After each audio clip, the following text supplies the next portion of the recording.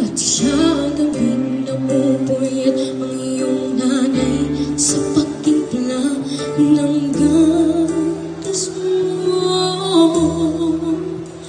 At sa umaga na may kain ka na, iyong ama tuwang-tuwa sa'yo.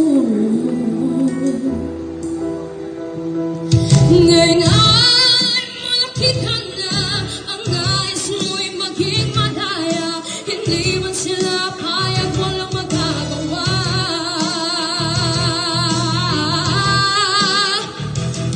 Ikaw ay biglang nagbago, naging matigas ang iyong ulo, at ang payo nila'y sa'yo ay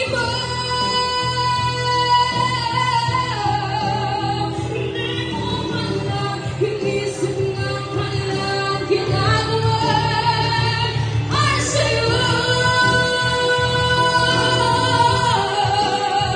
Pagkat ang nais mo'y masunod ang laya mo, hindi mo sila pinapansin.